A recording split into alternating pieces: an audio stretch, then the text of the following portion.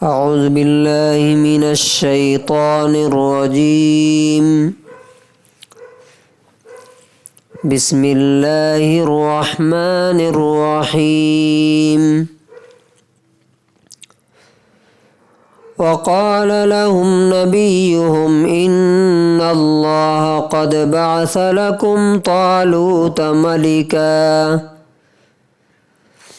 قالوا أنى يكون له الملك علينا ونحن أحق بالملك منه ولم يؤت سعة من المال قال إن الله اصطفاه عليكم وزاده بسطة في العلم والجسم والله يؤتي ملكه من يشاء والله واسع عليم۔ سورہ بقرہ سورہ نمبر 2 آیت نمبر 247۔ اور ان کے نبی نے ان سے کہا کہ بے شک اللہ تعالیٰ نے تمہارے لیے طالوت کو بادشاہ اور راجہ بنا دیا ہے۔ وہ کہنے لگے کہ ہمارے اوپر وہ بادشاہ کیسے بن سکتا ہے، ہمارے اوپر وہ راج کیسے کر سکتا ہے، حالانکہ حکومت اور راج کے زیادہ حقدار تو ہم ہیں، اس سے زیادہ، اور اس کے پاس بہت زیادہ مال بھی نہیں ہے، پیسہ بھی نہیں ہے اس کے پاس۔ تو نبی نے کہا کہ بے شک اللہ نے اس کو تمہارے لیے چن لیا ہے، سلیکٹ کر لیا ہے، اور اس کو علم اور گیان، جسم اور صحت میں بہت زیادہ اضافہ کیا ہے، اس کے لیے اسے زیادہ علم بھی دیا ہے، زیادہ صحت بھی دی ہے۔ اور اللہ جسے چاہتا ہے اپنی حکومت، اپنا راج دے دیتا ہے، اور اللہ بہت زیادہ دینے والا، بہت زیادہ جاننے والا ہے۔ And their prophet said to them, Indeed Allah has appointed Saul as a king for you. They said, How can he have kingship over us, while we are more worthy of kingship than him, and he has not been given any measure of wealth? He said, Indeed Allah has chosen him over you and has increased him in knowledge and stature, and Allah gives his sovereignty whom he wills, and Allah is encompassing in favor and knowing۔ یہ ایک story ہے جو ہم سے پہلے ایک قوم کے بارے میں اللہ تعالیٰ ہمیں سنا رہا ہے، اور اس اسٹوری میں ہمارے لیے بہت سارے لیسنز ہیں۔ اس کی ایک آیت کل گزری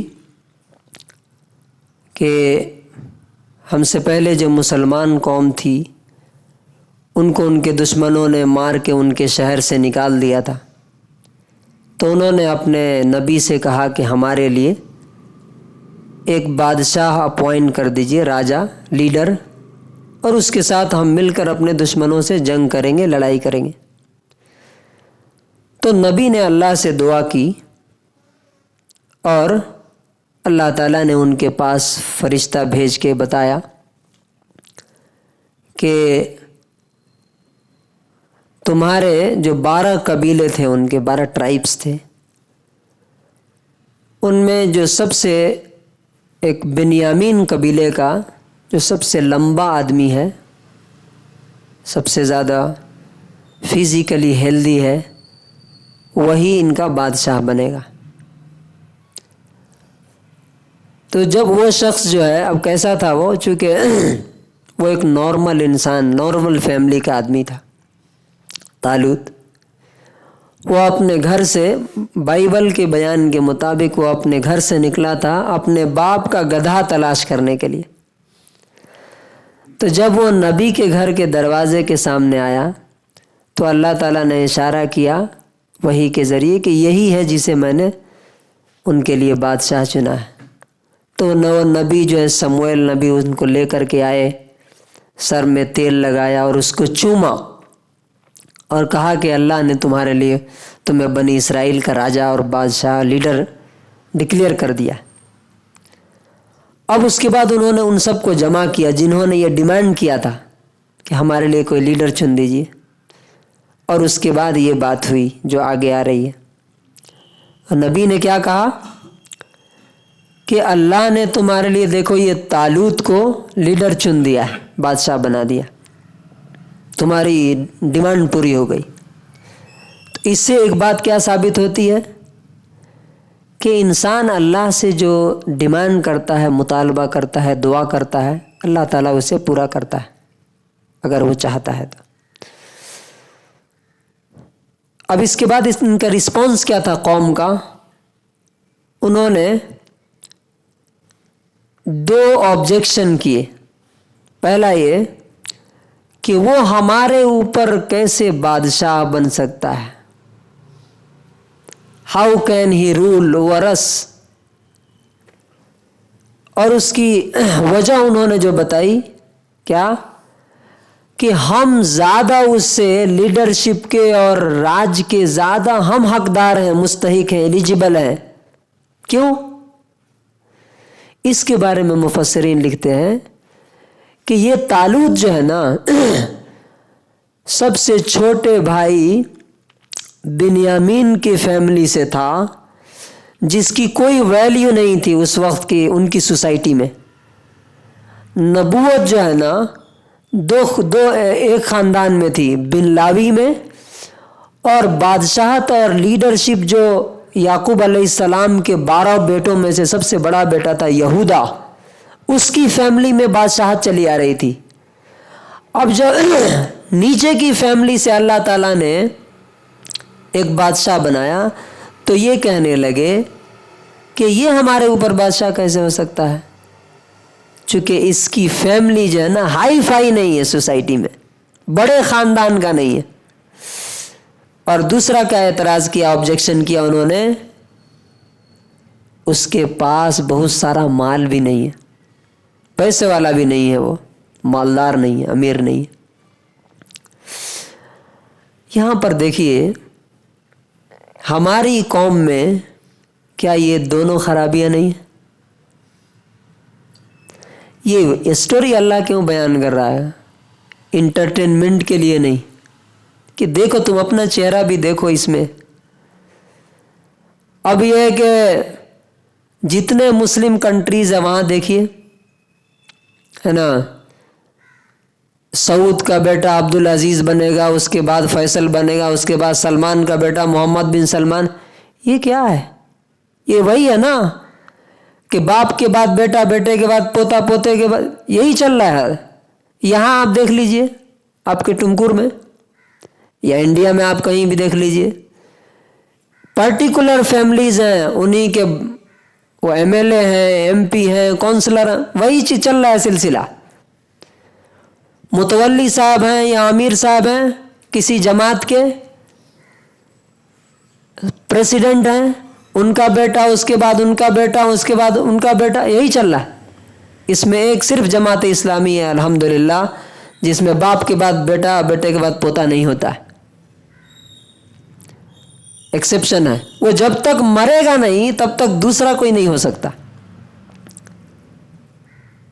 तो अल्लाह तबारक व तआला के जो फैसले के खिलाफ इन्होंने एतराज़ किया, ये सबसे पहली गलती है। यानी ना मानने की आदत।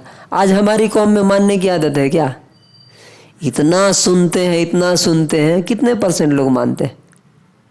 ऑब्जेक्शन, ये कैसे होगा, वो क्यों होगा, ये कैसा हो सकता? दूसरी चीज, माल। हमेशा जो सोसाइटी तबाही और बर्बादी में जाती है ना, जो डाउनफॉल का शिकार होती है, وہ مال کی غلام ہو جاتی ہے. اب آپ دیکھیے ہماری سوسائٹی میں کن کی عزت ہے؟ جن کے پاس پیسے ہیں. چاہے ان کے پاس ایک پیسے کا عقل نہ ہو، ان کو سلام کیا جاتا ہے، ان کو اسٹیج پہ بلایا جاتا ہے، ان کو متولی بنایا جاتا ہے، ان کو پریسیڈنٹ بنایا جاتا ہے. سارے عہدے ان کے لیے ہیں. کیوں؟ اس لیے کہ پیسہ ہے نا ان کے پاس. Same psychology, same thought. یہ کیا کہہ رہے ہیں؟ اس کے پاس نہ پیسہ ہے نہ ہائی فائی فیملی سے ہے، اور وہ پوری چیزیں یہاں پہ. تو یاد رکھیے کہ جس قوم میں یہ دو چیزیں آ گئی، کیا؟ ایک تو بات نہ ماننے کی برائی، اور دوسرے پیسے کی غلامی، اس قوم کو اللہ تعالیٰ ضرور ذلیل کرے گا. اس کے جواب میں نبی نے کیا کہا کہ صرف فیملی ہائی فائی اور پیسہ نہیں، ان اللہ اصطفاہ علیکم، بس ایک ورڈ، اللہ نے اسے تمہارے لیے چنا ہے. بات ختم. کیونکہ زمین و آسمان کی حکومت کس کی ہے؟ اللہ کی ہے. جب تم نے اس کو مالک مان لیا تو آرڈر آنے کے بعد سر جھکانا تھا، آبجیکشن نہیں. اور دوسرا اس کی دلیل دی کہ حکومت کرنے کے لیے پیسہ نہیں چاہیے. حکومت کرنے کے لیے دو چیزیں ہوتی ہیں. وہ کیا؟ فی العلم، نالج، علم. آج امریکہ سپر پاور کیوں ہے؟ اس کے پاس نالج ہے. دنیا کے سارے بڑے بڑے دماغ وہ کھینچ لیتا ہے اپنے پیسوں کے ذریعے سے. اور دوسرا کیا ہے؟ فی الجسم، علم ہو، جانتا ہو یہ کام ایسے کرنا ہے. بیچارہ بیمار ہو تو وہ کیا اس کو امپلیمنٹ کر سکتا ہے؟ نہیں کر سکتا ہے.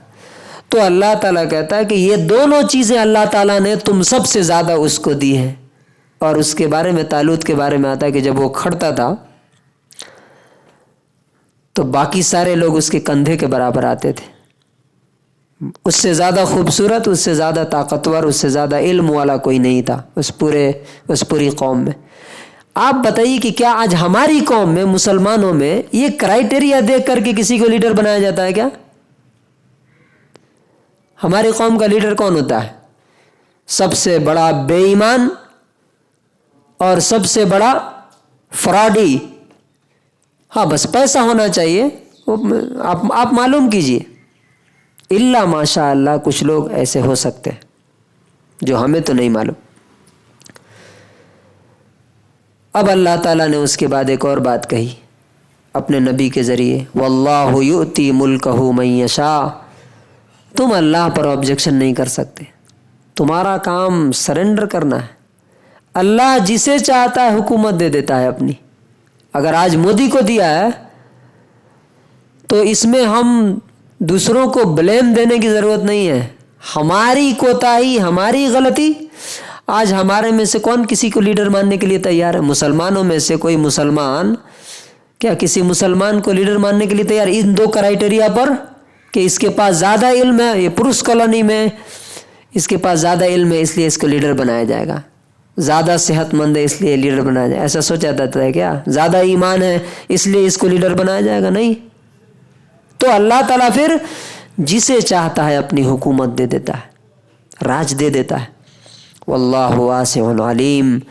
اور اللہ تعالیٰ وسعت والا ہے. وسعت والا مطلب وہ سنتا ہے تو بہت زیادہ سنتا ہے، وہ دیکھتا ہے تو بہت زیادہ دیتا ہے تو وہ بہت زیادہ دیتا ہے، اور جس کو چاہتا ہے دیتا ہے. اور علیم، وہ جانتا ہے کہ کون لیڈرشپ کے لائق ہے اور کون غلامی کے لائق ہے. آج مسلمان کیا لیڈرشپ کے لائق ہے؟ اگر یہ دونوں چیزیں ہیں کیا مسلمانوں کے اندر؟ ہیلتھ ہے کیا؟ آج دیکھیے جائے، اب ہائی اسکول فیلڈ میں چلے جائیے، پورا نان مسلم سے بھرا ہوا ہوگا. مسلمان کتنے وہاں دکھیں گے؟ سب سو رہے ہیں. تو کیا یہ لیڈرشپ کے لائق ہیں؟ نہ صحت ہے نہ علم ہے. جہالت میں سب سے زیادہ، لٹریسی میں سب سے زیادہ پیچھے کون ہے انڈیا میں؟ بتائیے. سب سے زیادہ کم علم کون ہے؟ مسلمان ہے. تو کہاں سے لیڈرشپ ملے گی؟ رونا رونے سے نہیں مل سکتی. تو اس پوری آیت کا کنکلوژن اور خلاصہ یہ ہے، نمبر 1 ایمان پاور ہے، اور نمبر 2 ماننے کی صلاحیت اوبیڈینس، اور نمبر 3 علم اور صحت انسان حاصل کرے، اللہ تعالیٰ خود بخود حکومت عطا فرمائے گا۔ ایمان، علم اور صحت۔